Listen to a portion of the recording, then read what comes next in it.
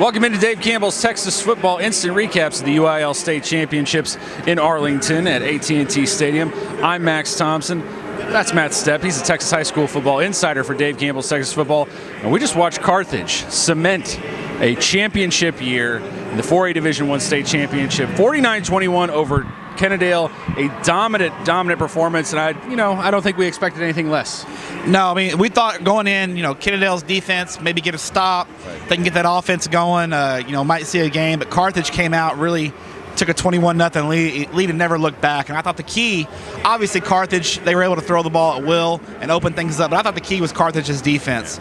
Got Kennedale off the field. The defensive line and linebackers really controlled things. It really got Kennedale out of their element early. I think on an early drive, Kennedale was throwing the ball on second down. And if you can get Kennedale to throw the ball on second down, that's not what they want to do. Yeah, no, it's not what they want to do. And you could tell they were already out of their element and things weren't going well. And it kind of snowballed on them. Carthage just got so many playmakers. That's the problem. While that was going on, Carthage just drove down the field every single time and scored. I mean, just touchdown after touchdown after touchdown.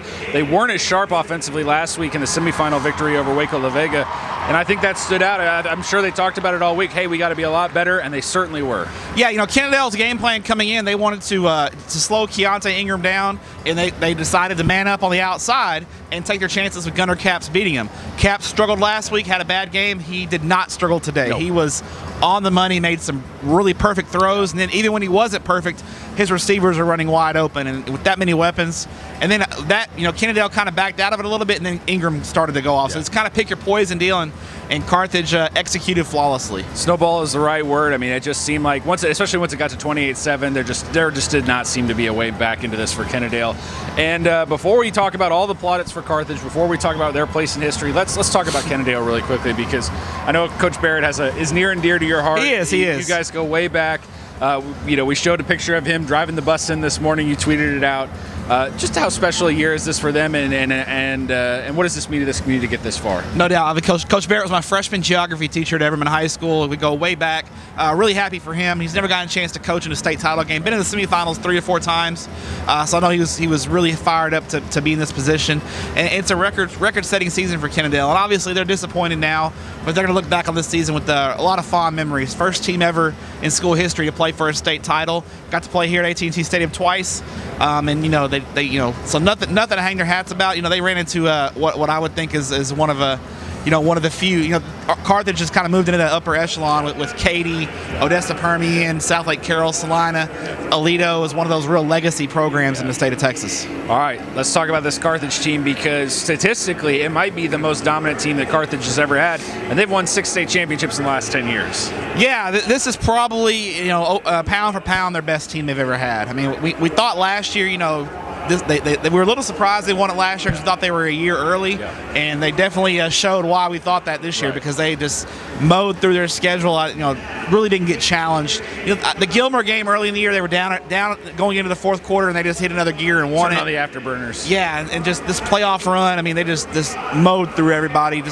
Other than La Vega. La Vega was the one game that, the close game they had. So, credit to the Pirates. They played Carthage really tough last week. Yeah, you have to feel like at this point that might have been your real state championship game there for the Pirates, because they really did play them well. Let's talk about Coach Surratt.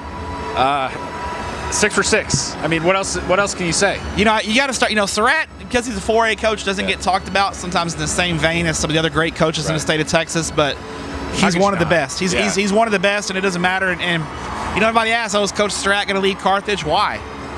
He's got such a great gig. I mean, they take great care of him. He's got great facilities, and he's constantly going to have I don't see the pipeline slowing down anytime soon. I mean, I think for the near future, you're going to see Carthage they're obviously losing a great senior class. Sure. And they've lost them before, though. Yeah, but they've rebuilt and reloaded, and even in a down year, they're making the semifinals 2 years ago. So, I mean, this is a program and a coach that is one of the best in the state of Texas. Yeah, he definitely deserves that honor as one of the best in the state. And I guess we deserved a blowout after all the games we got. We got in so many good games to this point. We expected maybe we'd get one here or there. We finally got it. So hopefully the next few today are a little bit tighter, a little bit more of a better contest. Yeah, I mean, we expected a blowout, but hey, we got to see. When you see a blowout, you just want to see greatness, and we saw greatness in Carthage. We definitely saw a coronation, so to speak, perfect today. Word for it. Every expectation they had coming into the season, all the pressure from everyone outside the program and within the program lived up to the hype, and they're here and they're hoisting the trophy. Gonna be celebrating Panola County tonight. I think so. We'll keep partying here though. Until next time, we've got the 482 game coming up after this. We'll see you guys.